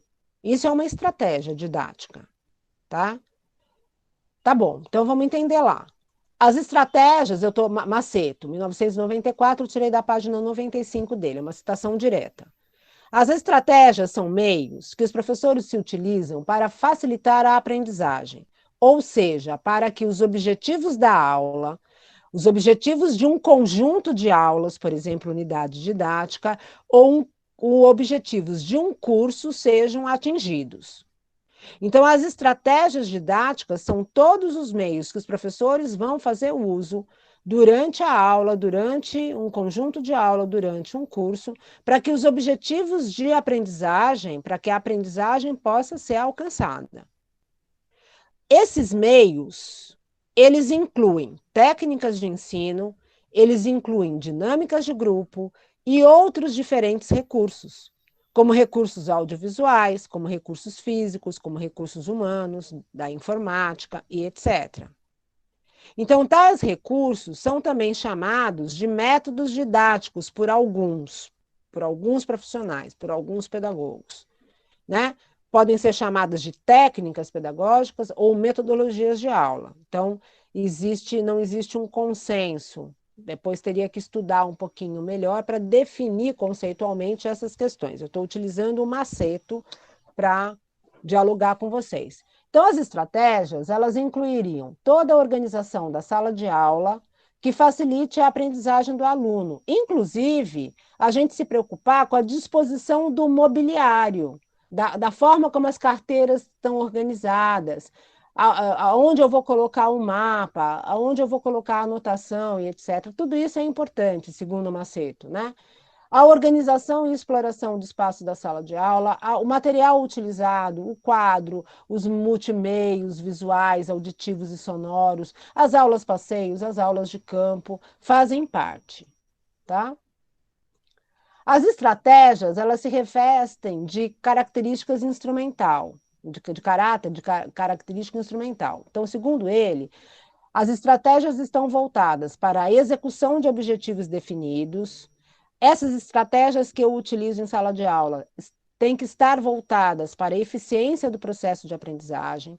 As estratégias, ele diz que não existem estratégias ruins e boas. O que existe são estratégias adequadas ou inadequadas aos objetivos propostos.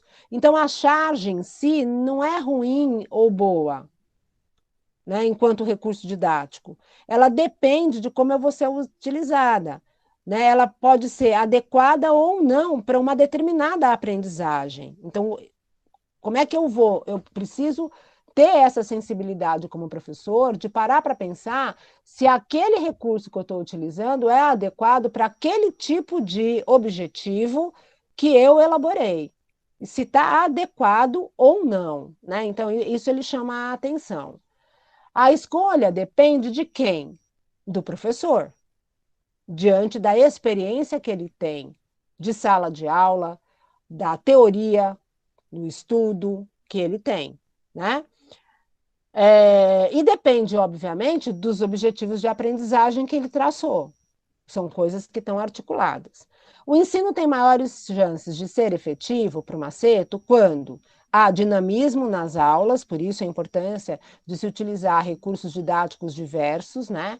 A integração e coesão grupal, o quanto o professor e o grupo de alunos está interagindo, está integrado, a motivação e o interesse dos alunos em discutir aquelas temáticas, de discutir aquele contexto, e a charge traz um pouco isso, quando a gente vai trabalhar com conteúdos críticos da geografia, que trabalha a questão de um espaço geográfico que é desigual por uma natureza, né, do sistema capitalista, que gera riqueza para alguns e pobreza para muitos, né?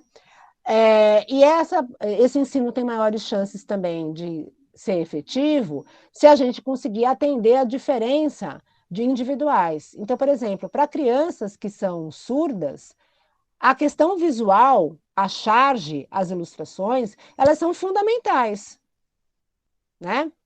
No entanto, para crianças que são cegas, eu teria que utilizar um outro tipo de abordagem, porque uma criança cega em sala de aula, a charge não seria adequada. Eu teria, na realidade, que fazer uma descrição da charge para o aluno, uma descrição oral, para que ele possa imaginar o que eu estou falando, né? Ou outras questões, outros recursos, que eu não vou falar aqui porque não é a temática nesse momento, tá? Ela é efetiva quando há a ampliação das experiências de aprendizagem. Então, a fala precedente também fala da importância do uso da lousa, da importância do uso, né, de instrumental que é considerado mais tradicional. A gente precisa saber utilizar todos os meios. E aí é importante porque a gente não aprende só no coletivo, a gente aprende também no individual. Então, ele levanta essa questão. Experiências de aprendizagem significativas estão relacionadas com o trabalho individual, com o trabalho em grupo, com a expressão oral, com a expressão escrita, com a leitura, com o tipo de argumentação, com a elaboração de síntese, com a elaboração de relatórios de campo, de relatórios de aula, de sínteses de aula, enfim. Envolve também a criatividade do professor e do aluno, a atualização do professor em relação às técnicas e estratégias de ensino.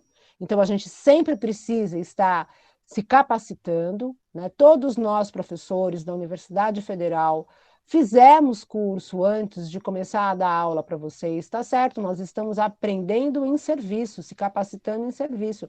Ninguém de nós é especialista em tecnologia. Veja, meu computador deu pau hoje, o meu computador de mesa, e o meu laptop está com problema no microfone, né? E eu tive que me virar nos 30 para que a gente pudesse estar dialogando agora, né? Então a gente precisa ter conhecimento da tecnologia, a gente precisa se recapacitar, a gente precisa ter conhecimento das coisas. Por exemplo, hoje em dia eu tenho falado muito isso atualmente, né? Na neurociência. Neurociência estuda o cérebro humano e a capacidade de aprendizagem. Nós, como os professores, temos que entender sobre neurociência, para saber como os nossos alunos aprendem, como nós aprendemos. Isso acho que é um tema importante, é um tema do século XXI, né? E também envolve a flexibilidade do programa, se adaptando às situações diferentes. O que eu quero dizer com isso? A gente tem um livro didático, todo mundo acha que tem que usar o livro didático do começo até o final, de repente, né, tem lá o Enem nos pressionando, mas tem, num determinado capítulo, uma sequência de charges que eu digo assim, eu vou pular isso porque não é tão importante. O importante é dizer para os meninos lerem o texto e fazer o exercício. Bom, talvez fosse mais importante trabalhar a charge do que o texto que está no livro didático. E fazer uma aula que pudesse depois fazer a inter-relação, né? Então, a gente tem que ter uma flexibilidade também no programa que a gente tem, né? É óbvio que, de repente, estou falando do livro didático, mas estou dizendo assim, sai uma charge no jornal, né? E eu estou trabalhando matemática dentro da sala de aula. Eu estou pressionada pelo Enem e eu tenho que acabar aquele capítulo. E eu desprezo a charge que saiu no jornal, que saiu no Instagram, no Facebook, porque eu acho que o conteúdo escrito é mais importante do que trabalhar a charge. Tem que ter flexibilidade, a gente, como professor, né? Para poder ir se adequando aos contextos vivenciados, né? Diariamente. Então, para que a gente não ficasse só na questão teórica, sei que já deu meio-dia e a gente teve um pequeno atraso, eu vou avançar só um pouquinho e depois a Bartira vai compartilhar com vocês. Era para vocês tentarem fazer, óbvio que eu não achei que vocês fossem fazer aqui, mas é uma atividade adaptada da professora Rosimeire Bettiati, que é professora de escolas estaduais no Paraná, tá? E eu adaptei um pouco. Ela pedia para os alunos pesquisar fatos relacionados a aspectos da história, e eu coloquei da geografia do Brasil, que poderiam ser objeto de interpretação satírica, de uma interpretação crítica, né? Então, a primeira questão que ela orienta os alunos é: que leituras satíricas são possíveis sobre esses acontecimentos, né? Então, assim, primeira questão, ir para a internet e pesquisar no Google fatos do nosso cotidiano que estejam relacionados com fenômenos geográficos ou com questões históricas, e olhar, fazer essa investigação visual, olhar as imagens, ver muitas imagens, né, de charge, de cartoon, etc., na tentativa de tentar perceber nesse último ano que tipo de charge sai, né, no jornal, no Facebook, do que está se falando, né? Aí, na questão B, ela diz assim: após essa identificação e essa reflexão sobre esses conteúdos dessas charges, né, você precisa, porque ela está querendo que o aluno faça a charge, que o aluno se transforme em ilustrador, né? Então, ela dá um passo a mais, ela quer trabalhar com a criatividade do aluno em sala de aula. Então, ela diz assim: então, agora, você veja qual é a temática, né, que te impactou, qual é a temática importante que está sendo tratada, defina quem e como serão os personagens que vão fazer parte dessa charge que você vai elaborar, crie os possíveis diálogos ou o slogan, né, ou o balãozinho com frases explicativas. É possível criar a charge também, ela coloca uma recomendação, utilizando recortes de revistas ou de imagens, para quem não sabe desenhar, né? Então, é possível a gente fazer isso.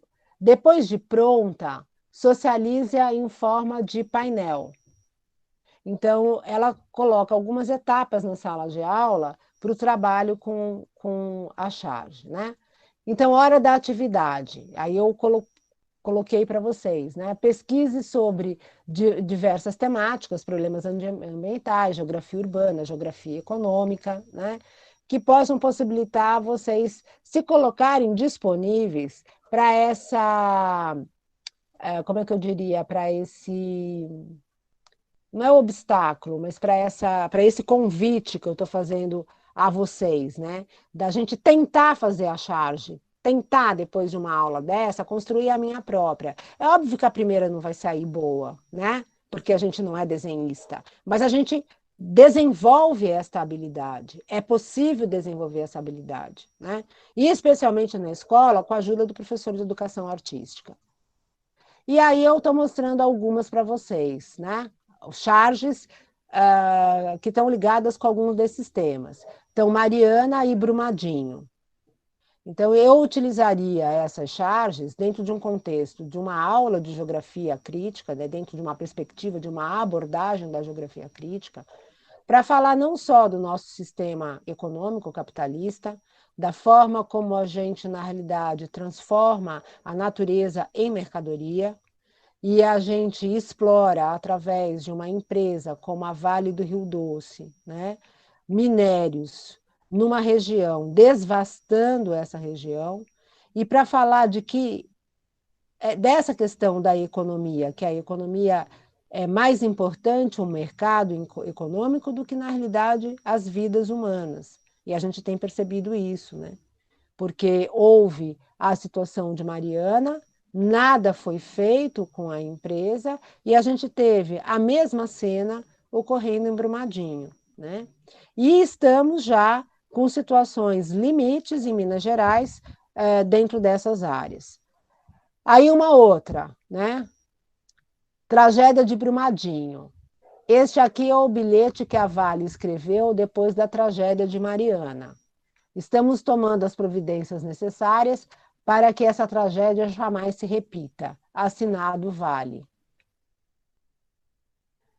Então, assim, uma maneira muito crítica, né, dele mostrar que, assim, nada vai ser feito, né?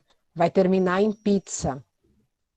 Essa empresa não será multada por danos ambientais e nem vai recuperar o Vale do Rio Doce, e muito menos vai retornar às vidas, e muito menos pagou, né? Pela reconstrução das casas, pelo deslocamento das pessoas, enfim, né? Pelos danos causados. Aí, uma outra charge. Aí pode ser, na realidade, um cartoon, né, e não uma charge, porque está falando de questões que são questões que sempre existiram, a questão da pobreza e a questão da periferia, né? Pai, eu quero morar naquele mundo, né? Não nesse que eu vivo.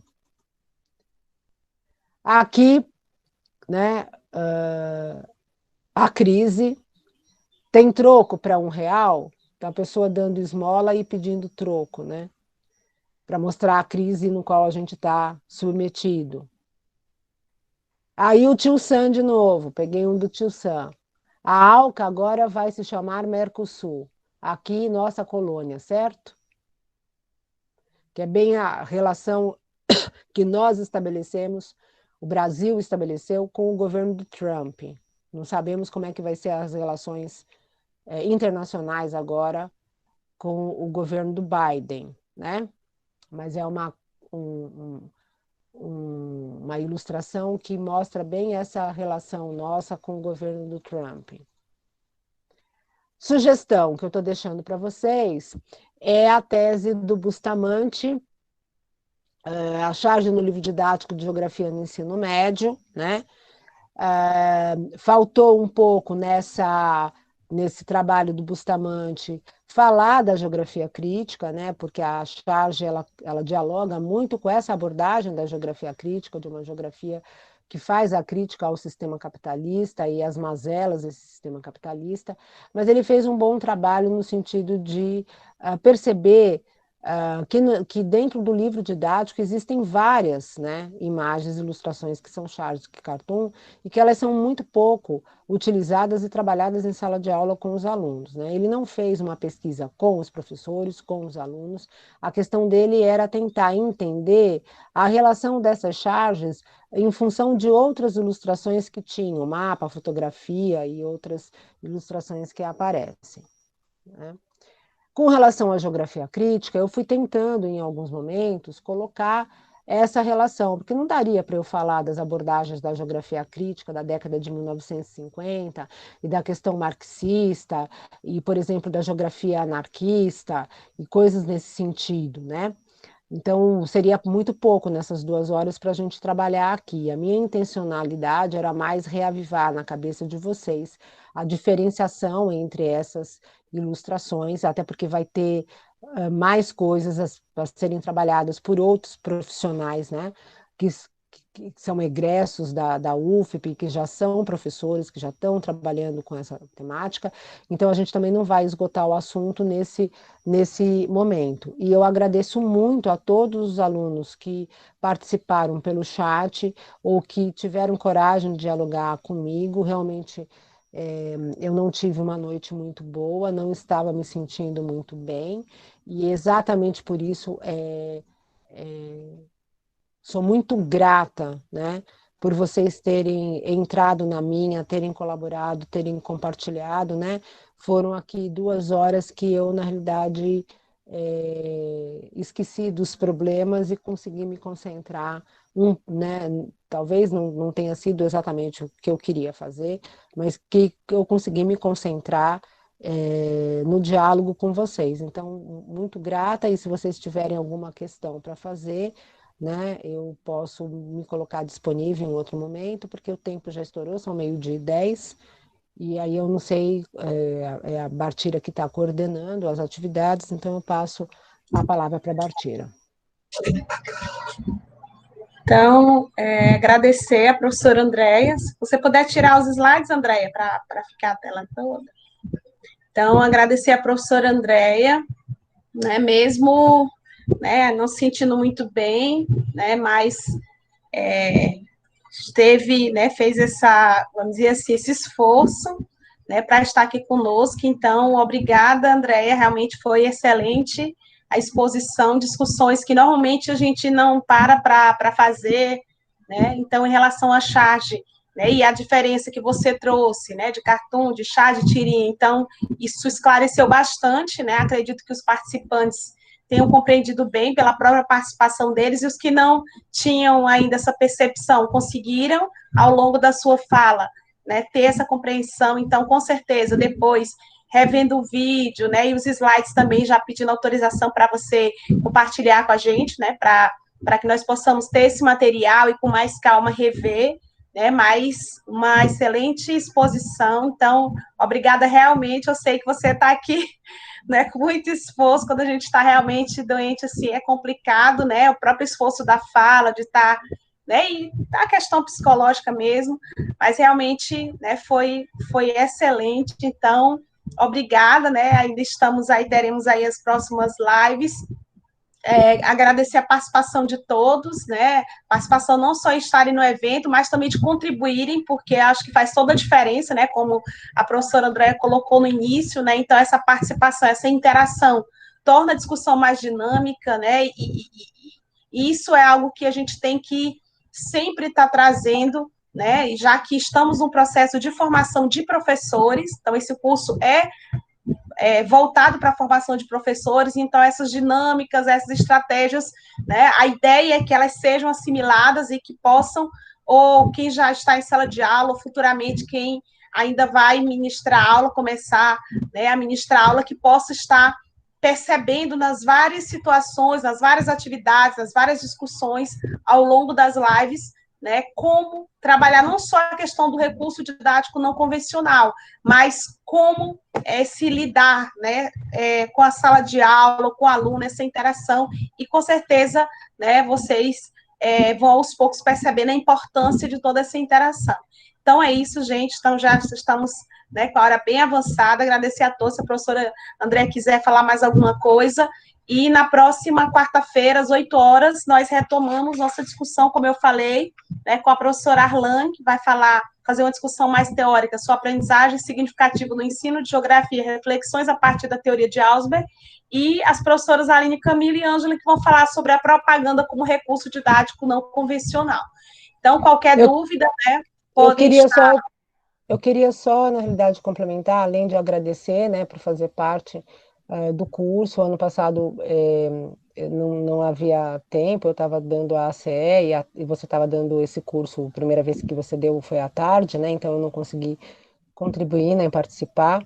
Então, agradecimento pelo convite, né, estou disponível, os alunos que precisarem, que quiserem, que se interessarem, a gente pode conversar. Como eu disse, eu não sou especialista no assunto, mas imagem é uma coisa que me interessa muito. O que eu queria, na realidade, agora veio a palavra na minha cabeça, é lançar o desafio mesmo, dos meninos perderem esse medo do desenho, de sentar e desenhar. É muito gostoso, gente, é muito bom. Quando a gente era criança, a gente adorava, né? Pedir para a mamãe comprar o caderninho e os lápis de cores para a gente desenhar. E eu não sei o porquê, na nossa vida, essas coisas vão perdendo o sentido, porque as pessoas não vão nos estimulando. E a gente vai acreditando que a gente não tem capacidade, né? Mas isso é uma questão de treino. Então, fica aqui o desafio para vocês, para aqueles que quiserem, não é obrigatório, né? De fazer as charges, de pensar num tema, fazer a charge e enviar para a gente até o final do curso, né? E aí a gente pode fazer uma apresentação dessas charges, terminar o curso com um painel mesmo, de vocês, com os desenhos de vocês, os autores, eu acho que é uma coisa que a gente não estimula o nosso aluno na sala de aula a fazer se a gente não tem a experiência sobre. Como é que eu vou mandar o aluno, né, pedir, solicitar, não mandar, mas solicitar o aluno a fazer um desenho na sala de aula se eu não desenho? Eu já vou me sentir limitada, então a gente tira isso. É a mesma coisa com o ensino de cartografia. Ah, eu tenho medo de escala, então eu não ensino cartografia na aula. Esquece, aquele capítulo de cartografia que tem no livro didático, a gente pula, deixa para o outro professor. Não pode ser assim, né?